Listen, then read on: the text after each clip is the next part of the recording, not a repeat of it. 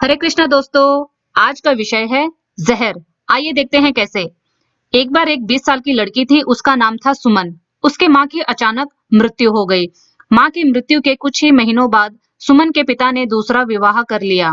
अब आई घर में सौतेली माँ। सुमन की और उसकी सौतेली माँ की आपस में बिल्कुल भी नहीं बनती थी। उन दोनों के कोई भी विचार आपस में मेल नहीं खाते थे। हर वक्त दोनों लड़ते झगड़ते रहते और एक दूसरे को कोसते रहते। ये सब देख सुमन का पिता भी बड़ा परेशान रहता। एक दिन सुमन अपने नाना जी को मिलने गई। उसके नाना जी आयुर्वेदा के डॉक्टर थे। सुमन ने रोते हुए अपनी सौतेली माँ के बारे में सब कुछ अपने नाना जी को बताया और कहा, मुझे उस औरत से छुटकारा चाहिए। नाना जी, आप मुझे जहर दीजिए और वो जहर ऐसा होना चाहिए कि वो धीरे धीरे उसके पूरे शरीर पर असर करे और वो औरत मर जाए।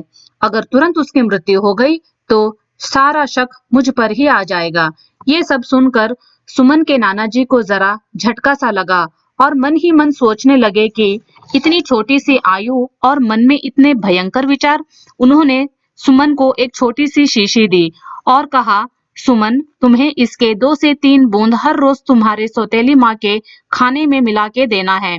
इस जहर को काम करने के लिए 5 से 6 महीने लगेंगे और इस दौरान तुम्हें तुम्हारी सौतेली माँ से बड़े प्यार से पेश आना है। उतना ही प्यार जितना तुम अपनी सगी माँ से करती थी। ऐसा करने से किसी को तुम पर कोई शक नहीं होगा। सुमन ने कहा, ठीक है, और वो अपने घर वापस आ गई।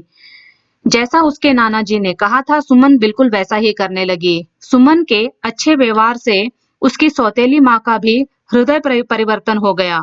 वो सौतेली माँ जो द्वेष, नफरत, घृणा सुमन से करती थी, वो सब प्यार में बदल गया। सुमन के मन में भी विचार आने लगे कि मैं ये क्या करने जा रही थी। मेरी सौतेली माँ उतनी बुरी नहीं है जितना मैंने सोचा था। सुमन भागते भागते अपने नाना जी के यहाँ गई और रोते हुए कहने लगी, नाना जी, मेरी सौतेली माँ को बचा लीजिए। मुझसे बहुत बड़ी गलती हो गई। मुझे ऐसा नहीं करना चाहिए था। तो नाना जी ने सुमन को समझाते हुए कहा, सुमन, मैंने जो तुम्हें शीशी दी थी उसमें जहर नहीं था, बल्कि उसमें मल्टीविटामिन की औषधि थी। मैं तो तुम्हें अच्छी सीख देना चाहता था कि प्यार से रिश्तों को बचाया जा सकता है। तो दोस्तों, अपने रिश्तों में द्वेष, क्रोध, घृणा, नाराजगी, नफरत, इन सब को पनपने मत दो, क्योंकि ये सब जहर जैसा काम करती है। ये जहर रिश्तों को एवं खुद इंसान को बर्बाद कर देती है।